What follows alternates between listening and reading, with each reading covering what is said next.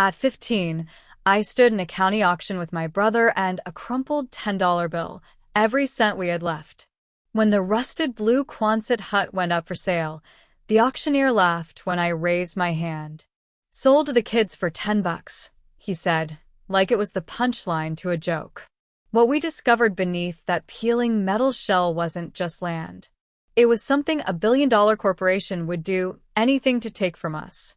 If you've ever had to build something from nothing when the world counted you out, hit that subscribe button.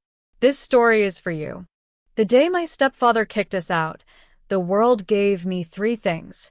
My brother Toby's hand gripping mine, a $10 bill for my aunt's last birthday card, and exactly 72 hours to figure out where two kids could legally exist. It was late August in the Nebraska plains, the kind of August where the heat doesn't break even after sunset, where the horizon stretches so flat and endless it feels like the edge of nothing. We'd been sleeping in the back of a neighbor's shed for 2 nights when I saw the notice stapled to the post office bulletin board. County tax auction, abandoned properties, Saturday, 10 a.m. I was 15 years old. Toby was 12. And in my pocket was a single $10 bill that felt heavier than it had any right to. The auction was held in a parking lot behind the courthouse, a half-dozen people standing around, looking bored while the auctioneer droned through lots nobody wanted. Overgrown plots. Condemned trailers. When he got to lot 47, he didn't even try to sell it. Quonset hut on Route 71, mile marker 843. No utilities, no foundation inspection. Sold as is. He glanced at the rusted blue monstrosity in the photograph pinned to his clipboard. "Who'll give me $50 to haul this eyesore off the county books?" Silence. 25. More silence. Someone laughed. I raised my hand. $10. The auctioneer looked at me like I'd just offered him Monopoly money. He saw my worn sneakers, Toby's too small jacket, the desperation we couldn't hide. His expression shifted, not quite pity, but close. "Sold to the young lady for $10. He shook his head as he said it, like he was signing off on the worst investment in human history. "God help you, kid." 3 days later, we stood in front of that massive peeling blue structure, and I realized the auctioneer had been right about one thing. We were going to need all the help we could get. I need to tell you about the night everything ended, because you have to understand what we were running from to understand why that $10 Quonset hut felt like salvation. It was 3 weeks before the auction. August 7th. I remember because it was Toby's 12th birthday, and Mom had promised him laser tag and pizza before she died 2 years earlier. Our stepfather, Derek, had other plans. He'd been drinking since noon, the kind of slow, steady drinking that turned his face red and his words sharp. We lived in a ranch house on the edge of town, the kind with vinyl siding and a 2-car garage that looked like every other house on the block. Derek had moved in when I was 9, and for a while, things were okay. He worked at the grain elevator, came home tired but not mean. After Mom's cancer took her, something in him curdled. We became reminders of a woman he'd loved and lost, and reminders made him angry. That night, Toby made the mistake of leaving his backpack in the hallway. Derek tripped over it coming out of the bathroom. I heard the thud from my room, then his voice rising like a storm rolling in. "How many times do I have to tell you people to pick up your shit?" I was already moving down the hall when I heard Toby's small voice. "Sorry, I forgot." "You forgot. You always forget. You know what? I'm tired of cleaning up after you too. Tired of feeding mouths that aren't even mine." I reached the living room as Derek kicked the backpack across the floor. Toby's math homework scattered like snow. My brother stood frozen, his shoulders hunched in that way he'd learned meant make yourself small, make yourself invisible. "It was an accident," I said, keeping my voice steady even though my heart was hammering. "I'll move it." Derek turned to me, and I saw it then, the decision already made, just looking for an excuse to land. "You'll move it? You'll move everything. Both of you. I want you out." The words hung in the air like smoke. Toby looked at me, his eyes going wide. "What?" I said. "You heard me. Out. Tonight." I'm done playing daddy to someone else's kids. You're 15, Stephanie. Old enough to figure it out. It's midnight. Where are we supposed to go? Not my problem anymore. He pulled out his wallet, threw a $10 bill on the coffee table. Here. Birthday present for the kid. Now get your stuff and get out of my house. I wanted to scream at him. Wanted to tell him this was Mom's house first, that he had no right. But Toby was shaking beside me, and I knew if I pushed, Derek would get physical. He'd never hit us, but there was always that edge, that possibility humming beneath his anger. Fine, I said. Give us 20 minutes. We packed in silence. Toby moved through his room like a ghost, grabbing his favorite books, his Nintendo, the photos of Mom he kept in his desk drawer. I took clothes, my aunt's birthday cards from over the years, the emergency cash I'd been saving for my grocery store job, $43 that was now gone, spent on Toby's new school shoes and the electric bill Derek had forgotten to pay. When we walked out that front door with our duffel bags and backpacks, Derek was passed out on the couch, the TV playing late-night infomercials to an empty room. I took one last look at the kitchen where Mom used to make pancakes on Sunday mornings, at the wall where our height marks were still penciled in fading graphite. Then I locked the door from the outside and slipped the key through the mail slot. We slept in Tom Morrison's shed that first night, curled on canvas tarps that smelled like gasoline and cut grass. Toby cried himself to sleep. I stayed awake, that $10 bill folded in my pocket, trying to figure out how you build a life from nothing when you're 15 and responsible for someone who still believes the world is supposed to be fair. The key didn't want to turn. I stood there jiggling it in the rusted padlock while Toby waited behind me, our shadows stretching long across the prairie grass in the late afternoon sun. When the lock finally gave way with a screech of protesting metal, I half expected the whole door to fall off its hinges. It didn't. It swung inward on a groan, and we got our first real look at what $10 bought you in rural Nebraska. The interior was a cavern of blue-tinted darkness, the few windows so crusted with grime they turned the sunlight murky and submarine. The air smelled like rust and earth and something else, something old and metallic that caught in the back of my throat. Our footsteps echoed off the curved, corrugated walls as we stepped inside, the sound swallowed up by the vastness of the space. It was bigger than I'd expected. 40 feet long, maybe 20 wide, the arched ceiling high enough that I couldn't touch it even if I jumped.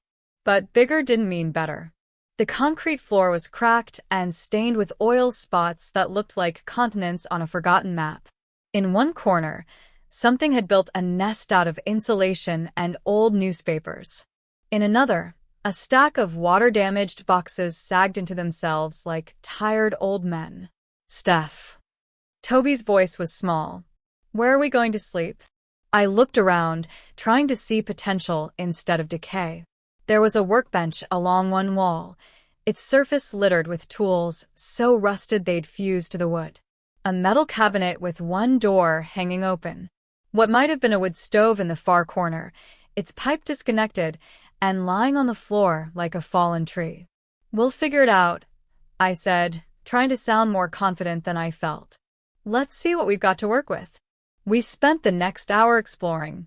Toby found a battery-powered lantern that actually worked when we put fresh batteries in it. I found a broom with half its bristles missing and started sweeping decades of dirt toward the door. The light coming through the windows shifted from gold to orange to that purple-pink color that means you're running out of daylight. That's when we noticed the first leak. It wasn't raining. There hadn't been a cloud in the sky all day. But water was dripping steadily from a seam in the ceiling where two panels of corrugated metal met, landing in a dark stain on the concrete with a rhythmic plink, plink, plink. Condensation, I said, remembering something from science class. The metal gets cold at night. Warm air inside hits it, makes water. So it's going to rain inside? Toby asked. Only kind of. We found 2 more leaks before the sun went down. I positioned our empty duffel bags under them to catch the drips, knowing that by morning they'd be soaked through. We ate gas station sandwiches I'd bought that morning, egg salad that was already starting to smell questionable, and drank from a gallon jug of water that would have to last us until I figured out where the nearest tap was. When full darkness came, it came completely. I'd never experienced quiet like that. No traffic sounds. No neighbors' TVs bleeding through walls. No hum of refrigerators or air conditioners or any of the mechanical heartbeats you don't notice until they're gone. Just wind moving through grass and the occasional creak of metal expanding or contracting in the temperature change. Toby and I made beds out of our jackets on the least dirty section of floor, using our backpacks as pillows. The lantern cast our shadows huge against the curved walls, making the space feel even more cavernous and strange. "Steph," Toby whispered after we'd turned out the light. "Do you think this was a mistake?" I listened to the drip, drip, drip of water hitting canvas. Felt the cold seeping up through the concrete into my spine. Smelled rust and decay and the weight of decades nobody had cared about. "Ask me tomorrow," I said. But I already knew the answer. This wasn't a mistake. It was all we had. We'd been in the blue shell for 5 days when the black sedan pulled up. I was outside trying to figure out the water situation. There was a well pump that looked older than me, rusted solid and probably useless, when I heard tires on gravel. Out here, where the nearest neighbor was 2 miles down a road that barely qualified as a road, the sound of a car was like an alarm going off. The sedan was expensive. I could tell that much even though I didn't know cars. It was the kind of clean that didn't belong on a dirt road, the kind of black that looked like it cost extra. It stopped 20 feet from the hut, and a man got out. He wore a suit.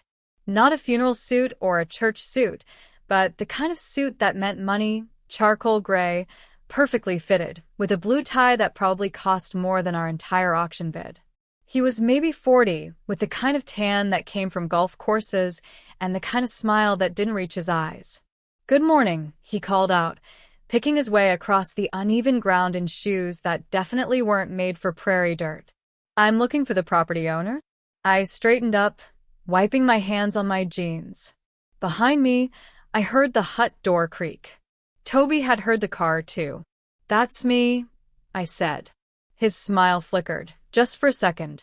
He'd been expecting an adult. "I see. And your parents?" "Not here." I didn't elaborate. I'd learned in the last few weeks that the less information you volunteered, the harder it was for adults to find reasons you couldn't do something. He recovered smoothly, extending his hand as he closed the distance between us. "Marcus Thorne. I'm with Ethergrid Industries. We're a tech development firm based out of Denver." His handshake was firm, practiced. "I happened to be in the area and noticed your property had recently changed hands.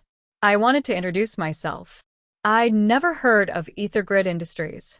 I didn't know anyone who happened to be in the area, of a place 40 miles from the nearest real town.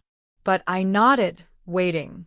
"This is quite a project you've taken on," he said, glancing at the blue shell with an expression that was probably supposed to look sympathetic, but came off as condescending. "Old Quonset huts like this, they're almost impossible to renovate properly. Structural issues, rust, no rail foundation. Most people end up spending more on repairs than the property's worth." "We're managing," I said. "I'm sure you are." He pulled out a leather portfolio from inside his jacket, the kind with a zipper that whispered money. "The thing is, Ethergrid is always looking for land in developing areas. We're working on several infrastructure projects in this region, and your property happens to sit in an interesting location." He opened the portfolio and pulled out a paper, handing it to me. It was a check already filled out. Made out to current owner, Route 71 mile marker 843. The amount line read, $50,000. My hands went numb. $50,000. That was college money. That was a real apartment in town, food for years, Toby's braces he needed but we couldn't afford. That was everything we didn't have. "That's a generous offer for property in this condition," Thorne continued, his voice smooth as oil. "More than generous, really. You could take that money, find a proper place in town.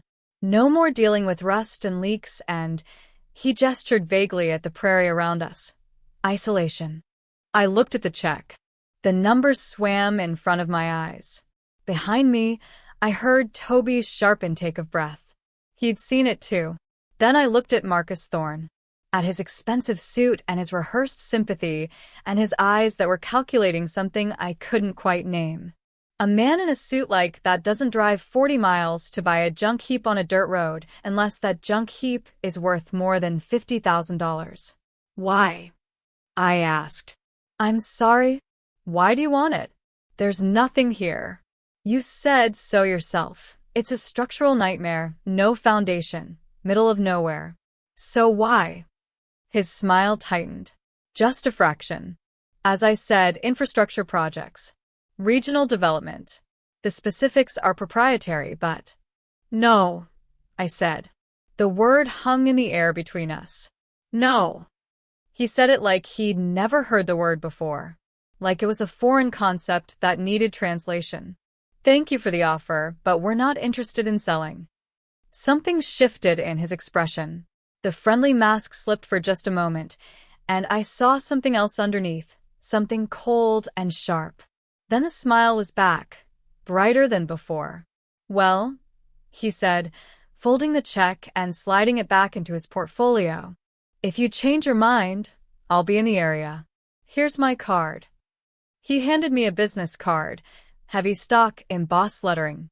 Then he walked back to his sedan, his shoes leaving perfect prints in the dust. I watched him drive away, and I realized my hands were shaking. Not from fear. From the certainty that I'd just made either the best decision of my life or the worst. Toby came up beside me. Steph? That was $50,000. I know. Why did you say no? I looked down at the card in my hand. Marcus Thorne, Senior Acquisition Specialist, EtherGrid Industries. A Denver phone number and an email address. Because men in expensive suits don't offer you $50,000 for something worthless, I said. They offer you $50,000 for something worth a lot more. I didn't notice it at first. We didn't have much that ran on electricity. My phone was a prepaid flip phone I kept off most of the time to save battery, and Toby's Nintendo had died 2 days after we moved in. But 3 days after Marcus Thorne's visit, I was inside the hut trying to call the county office about getting the water turned on when I realized my phone had no signal. Not low signal. Not one bar. Just nothing. The little icon where the bars should be was completely empty, like the phone had forgotten what a cell tower was. I walked outside, holding the phone up like an idiot, watching the bars flicker back to life the moment I crossed the threshold. Full signal. 4 bars. I stepped back inside. Nothing. Outside. 4 bars. Inside. Dead. Toby, I called. Bring me your phone. He'd been using it as a flashlight, the battery somehow still clinging to life. He handed it to me and I watched the same thing happen. The moment we crossed into the hut, both phones went dark. Not dead, the batteries were fine, but like someone had flipped a switch and cut them off from the world. That's weird, Toby said. Weird didn't cover it. I spent the next hour testing everything electronic we had. My old iPod, dead inside, working outside. The battery-powered lantern worked fine, but Toby's digital watch stopped the second he walked through the door. Even the cheap radio I'd bought at the gas station just hissed with static inside the hut, but picked up stations perfectly when I stood in the doorway. Something about this place killed signals. All of them. I started searching. If this was happening, maybe my Aunt Margot had known about it. Maybe that's why she'd bought this place to begin with. I went through the boxes we'd been avoiding, the ones stacked in the corners filled with water-damaged papers and junk. Most of it was useless. Old farm equipment catalogs, receipts from the 1980s, a collection of Reader's Digests that had fossilized into a solid brick. Then, wedged behind the broken wood stove, I found a metal box. It was dented and scratched but intact, the kind of fireproof lockbox people kept important documents in. The lock had rusted through. When I pried it open with a screwdriver, the hinges screamed like they were angry about being disturbed. Inside were notebooks. 5 of them, spiral-bound, filled with my aunt's cramped handwriting. The dates on the covers ran from 1987 to 2003. I opened the first one, and a newspaper clipping fell out. The headline read, "Local woman claims property blocks all radio signals, scientists baffled." The article was from the Hastings Tribune, dated May 1987. It was about Aunt Margot. She'd bought the land after some geological survey mentioned an anomaly in the area, a place where compasses spun uselessly and radio signals died. The article quoted a university professor saying it was probably just iron deposits or underground mineral formations, nothing special. The tone suggested they thought my aunt was eccentric at best, crazy at worst. I started reading the journals. Margot had been a ham radio operator, someone who talked to people across the country using radio waves. She'd heard about this spot from another operator and became obsessed. She'd bought the land, built the Quonset hut, and spent years documenting what she called the dead zone. 2 acres of perfect silence, she wrote in an entry from 1989. No AM, no FM, no shortwave. Cell phones don't work here. I tested with Jim's new Motorola. It's like the Earth itself is shielding the spot. The government would kill for a place like this. A natural Faraday cage. I didn't know what a Faraday cage was, but I kept reading. The later entries got stranger. Margot wrote about people coming around, asking questions. Military contractors. Tech companies. She'd turned them all away. In 2001, she wrote, "They're getting more aggressive. Offered me $200,000 today. I said no. This place is too important. If they get their hands on it, it'll be buried under concrete and classified forever. Nobody will remember there was ever a place on Earth where you could be truly disconnected." The last entry was dated October 2003, 2 months before she died. "I'm getting older. I need to make sure this place goes to someone who'll understand what it means. Not just land, not just a structure, but proof that there are still places the modern world can't touch. I'm leaving it to Stephanie. She's only 5 now, but she's smart, sharp. When she's old enough, maybe she'll figure out what I couldn't, how to protect something precious when everyone wants to take it from you." I sat on the cold concrete floor, surrounded by my aunt's life's work, and felt the weight of understanding settle over me like snow. Marcus Thorne hadn't come here for infrastructure development. He'd come here because this place was impossible. A natural dead zone in an age where everything was connected, tracked, monitored. A place where signals went to die. And somehow, we'd bought it for $10. The water pump started working on a Tuesday. I'd spent 3 days watching YouTube videos on my phone outside the hut, learning how to prime an old well pump, and finally got it running. The water came out rust-colored at first, then cleared to something that looked almost drinkable. Toby and I celebrated like we'd struck oil. Running water meant we could wash dishes, take actual baths in the big utility sink I'd found, maybe even think about staying here long-term. By Friday, we were both sick. It started with Toby. He woke me up in the middle of the night, his face pale in the lantern light, saying his stomach hurt. An hour later, he was vomiting into a bucket while I held his hair back and tried not to panic. By morning, I had it too, cramps that felt like someone twisting a knife in my gut, dizziness that made the curved walls of the hut spin. We spent 2 days barely able to move. I crawled outside to my phone and called the health clinic in town.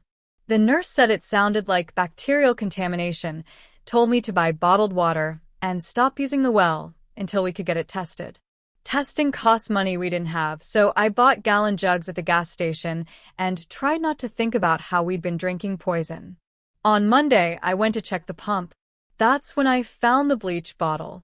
It was wedged behind the pump housing, half empty, the cap sitting in the dirt nearby. Commercial-grade bleach, the industrial kind you don't just find lying around. Someone had poured it down our well. Someone had deliberately poisoned our water supply. I stood there holding that bottle, my hands shaking with something that wasn't sickness anymore. It was rage. That afternoon, Sheriff Dawson showed up. He was a thick man in his 50s with a mustache that looked like it had its own zip code and a way of talking that made everything sound reasonable even when it wasn't. He pulled up in his cruiser around 3 o'clock, took his time getting out, adjusted his belt like he was settling in for a performance. "Afternoon," he said, not quite looking at me. "Got a complaint about this property. Code violations. Health and safety concerns." "What kind of concerns?" I asked. He pulled out a small notebook, flipped through it like he was reading charges. "Structures not up to residential code. No proper sewage system. No electrical inspection. Word is you've got minors living here without adult supervision." He finally looked at me. "That true?" "I'm 18, I lied. My birthday wasn't for another 2 months, but I was betting he wouldn't check." "That right." He tucked the notebook away. "Even so, this place isn't fit for habitation. County could condemn it. Then you'd have to leave anyway, and you'd have a condemnation on your record. Makes it harder to rent somewhere else." "We're fixing it up," I said. "We've got running water. We're working on the electrical." "You got permits for that electrical work?" I didn't answer. He sighed like he was doing me a favor. "Look, I'm not trying to make your life harder. But people are concerned. Your kid's living in a metal shack in the middle of nowhere. That's not normal. That's not safe. There are resources available, foster care, group homes." "We're fine," I said, my voice harder than I meant it to be. "For now, maybe. But winter's coming. You think you can heat this place when it's 10 below? You think you can survive out here when the roads ice over and you can't get to town?" He shifted his weight, and I saw something in his expression that might have been genuine concern, or might have been something else. "Someone made an offer on this place, didn't they? Good offer too, I'd bet. Maybe you should take it. Get somewhere warm. Somewhere with walls that don't leak." And there it was. The real reason he was here. This wasn't about code violations or concern for our safety. This was about moving us out. "Who complained?" I asked. "Anonymous tip. From someone in a suit? Someone from Denver, maybe." His expression closed off like a door slamming. "I'm giving you 2 weeks to get permits and bring this structure up to code, or I'm filing a condemnation order." "That's not a threat. That's procedure." He headed back to his cruiser, then paused. "You seem like a smart kid. Don't make this harder than it has to be." I watched him drive away, dust rising behind his car like smoke. Toby came out to stand beside me, still pale from being sick. "What are we going to do?" he asked. I looked at the bleach bottle in my hand, then at the hut behind us. Our hut, the only thing in the world that was actually ours. "We're going to fight," I said. I found Ray Hutchins by accident, which is probably the only way anyone found Ray Hutchins. I was at the library in Hastings, using their computer to research Faraday cages and signal blocking technology, trying to understand what we actually had. The librarian, a woman in her 60s with reading glasses on a beaded chain, kept glancing over at my screen. Finally, she walked over. "You interested in radio signals?" she asked.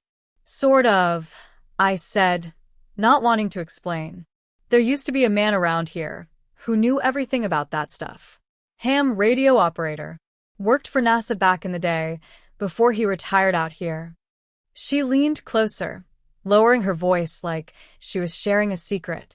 "He knew your aunt, actually. Margot Adams. They used to talk shop about radio frequencies and dead zones, and all that technical business I never understood." My heart kicked up. Is he still around? Ray Hutchins. Lives about 15 miles west of you, off Highway 6. Big satellite dish in his yard. You can't miss it. Fair warning though, he doesn't like visitors. Hasn't left his property in about 5 years. I drove out there the next morning, leaving Toby with a neighbor I'd bribed with $20. The satellite dish was visible from half a mile away, a massive white bowl pointed at the sky like it was listening for God. The property itself was a small farmhouse surrounded by antenna towers of various heights, all of them bristling with equipment I couldn't identify. I knocked on the door. No answer. Knocked again. Still nothing. I knew Margot Adams. I called out. She left me the property on Route 71. The one with the dead zone. The door opened so fast I jumped.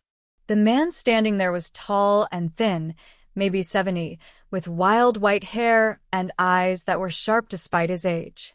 He wore a flannel shirt with a pocket protector full of pens. "You're the niece," he said. It wasn't a question.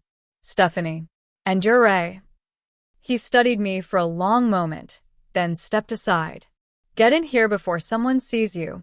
The inside of his house looked like a Radio Shack had exploded. Every surface was covered with equipment, oscilloscopes, radio transceivers, coils of cable, circuit boards in various states of assembly. The walls were lined with charts and graphs I couldn't begin to understand. "Margot told me about you," Ray said, clearing newspapers off a chair so I could sit. "Said if anything happened to her, you'd end up with the property. Wasn't sure you'd be smart enough to keep it." He looked at me with those sharp eyes. "You turned down EtherGrid's offer? How did you know about that?" "Because they came to me first about 3 years ago. Offered me $200,000 for my land. When I said no, they started making my life difficult. Zoning complaints, property tax errors that needed correcting. My well got contaminated too. Took me 6 months to prove it wasn't an accident." He sat down across from me. "They want my antenna array. But more than that, they want your land." "Why?" "What's so special about a place where electronics don't work?" Ray laughed, but there wasn't any humor in it.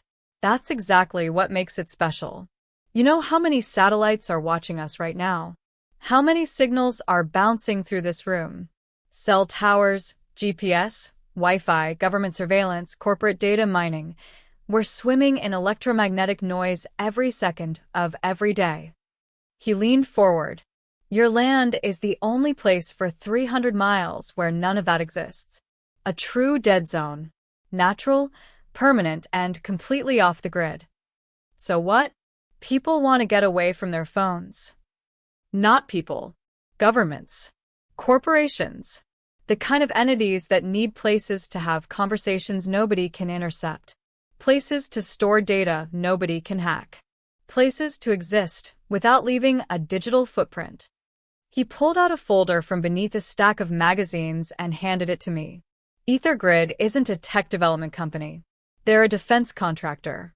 They build unhackable servers and secure communication systems for people who can afford to pay millions for privacy. I opened the folder. Inside were printed articles about EtherGrid, government contracts, Pentagon connections, projects with names that were half redacted. There was a photograph of Marcus Thorne shaking hands with someone whose face I recognized from the news but couldn't place. "They want to build a server farm on your land," Ray continued. "A place where data can exist completely disconnected from any network. Unhackable because it's physically impossible to access remotely. That's worth billions. And you bought it for $10. The weight of it hit me all at once. This wasn't just about a piece of land. This was about something people would kill for. "They poisoned our water," I said quietly. "They sent the sheriff to threaten us with condemnation. That's just the beginning. They'll escalate. They always do." Ray stood up and walked to his window, looking out at his antenna array. "Your aunt fought them for 16 years. She died before they could break her.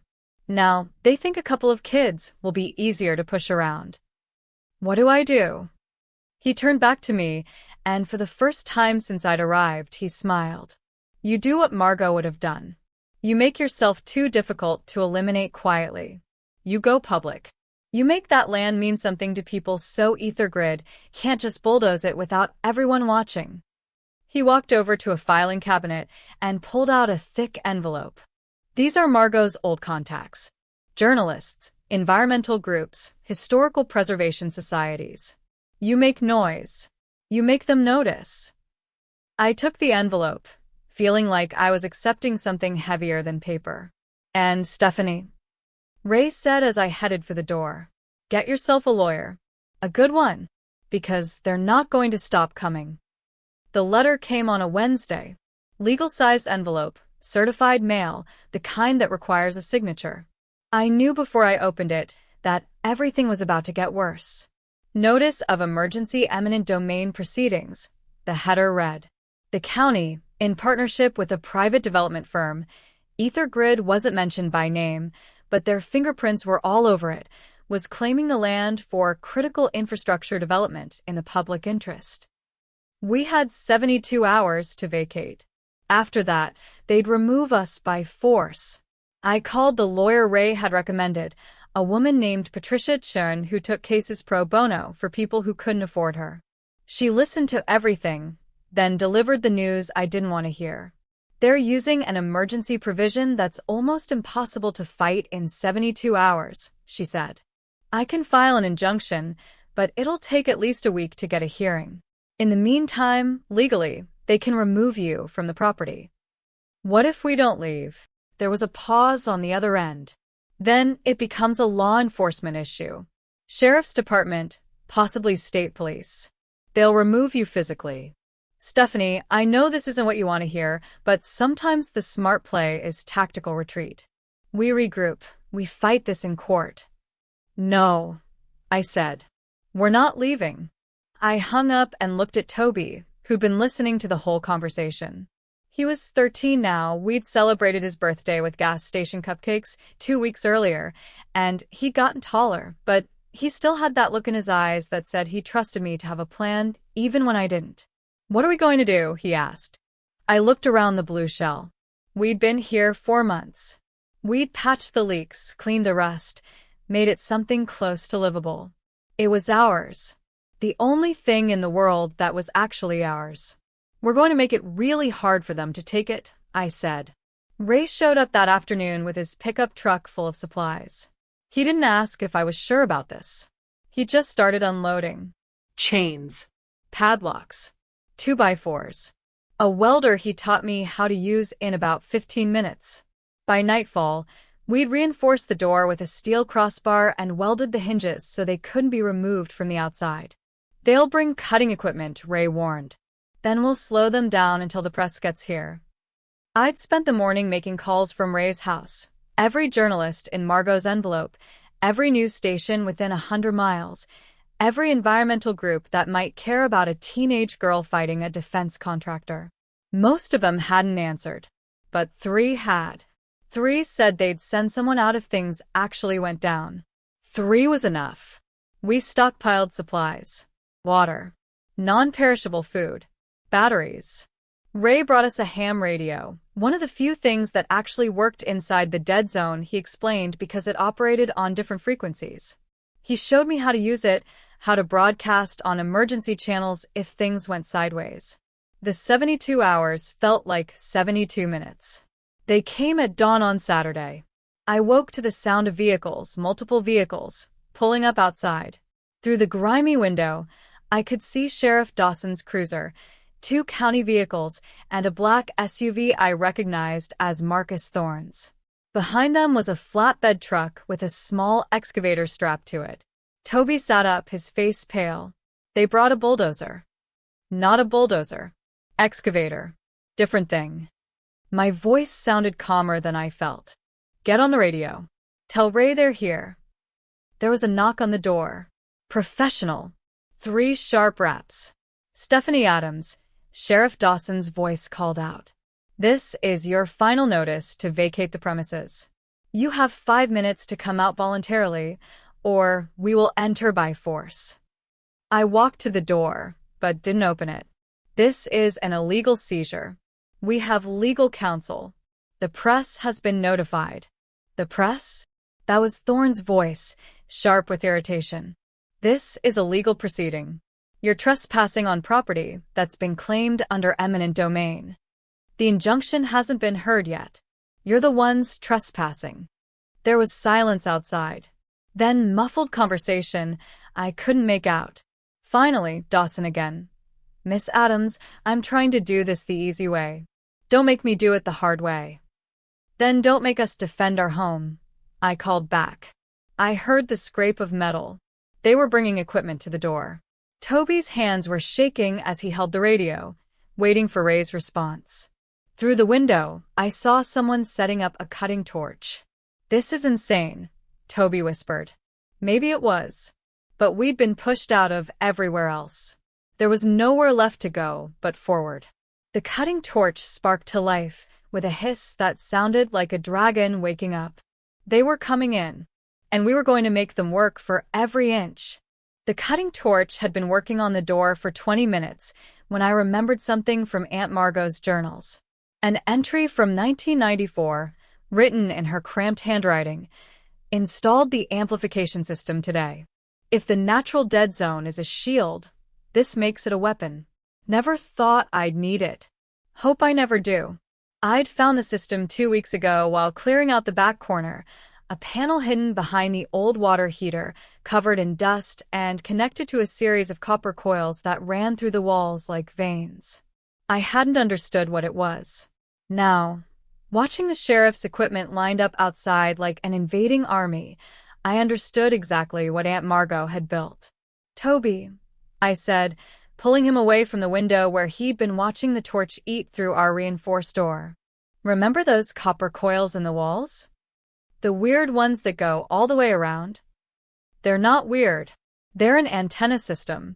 Margot built it to amplify the dead zone." I was talking fast, my mind racing through the journal entries I'd memorized. "The natural anomaly blocks signals in here, but the coils can project that blocking effect outward." His eyes went wide. "Like a signal jammer? Bigger than that. Like a signal kill switch for everything electronic within range." I ran to the panel and yanked off the cover. Inside was a mess of old wiring, switches, and what looked like a car battery connected to a hand crank generator. She never used it because it would have attracted too much attention. But we don't have anything left to lose. Through the door, I heard Dawson shouting, "Almost through. Get ready to move in." I looked at the switches. 3 of them, labeled in Margot's handwriting, primary, secondary, and full spectrum. My hand hovered over the first one. "Steph, are you sure about this?" Toby asked. I wasn't. But the torch was cutting through steel, and Marcus Thorne was outside waiting to take everything we had. I flipped the primary switch. Nothing happened for 3 seconds. Then I heard it, a low hum that seemed to come from the walls themselves, rising in pitch until it was almost painful. Outside, someone shouted. The sound of the cutting torch stopped. I ran to the window. The torch had gone dead, its flame extinguished. The operator was shaking it, checking connections, but it wasn't the torch that was broken. Sheriff Dawson was pulling out his radio, pressing the talk button. Nothing. He tried his cell phone. Nothing. One of the deputies was staring at his phone like it had personally betrayed him. Marcus Thorne was standing by his SUV, and even from this distance, I could see the rage on his face. "It's working," Toby breathed. But it wasn't enough. They still had the excavator, which ran on diesel and didn't need electronics. I watched as one of the county workers climbed up into the cab. The engine turned over once, twice, then died. He tried again. Nothing. The excavator's modern engine was controlled by a computer system, and that computer had just stopped existing. "Miss Adams." Dawson was at the door again, his voice carrying an edge I hadn't heard before. "What the hell did you just do?" I opened the small window we'd left uncovered. Turned on my security system. "You're jamming law enforcement communications. That's a federal offense." "I'm not jamming anything. This is a natural geological phenomenon. You're the ones who decided to stage a siege on top of an electromagnetic anomaly." I kept my voice steady even though my heart was hammering. Maybe you should have done better research. Marcus Thorne pushed forward, his expensive suit looking rumpled now, his carefully maintained composure cracking. "Turn it off. Now." "Or what? You'll bulldoze us?" "Your bulldozer doesn't work. Your radios don't work. Your phones don't work. Nothing electronic works within 100 yards of this property right now, and it won't work until I decide to turn it off. You're bluffing, he said, but I could hear the uncertainty in his voice. I flipped the secondary switch. The hum intensified. Through the window, I watched as every vehicle within sight simultaneously died, dashboard lights flickering out, engines cutting off mid-idle. Dawson's cruiser went dark. Thorne's SUV went silent. Even the digital watches on the deputy's wrists stopped ticking. Someone swore. Another person was frantically trying to restart their vehicle.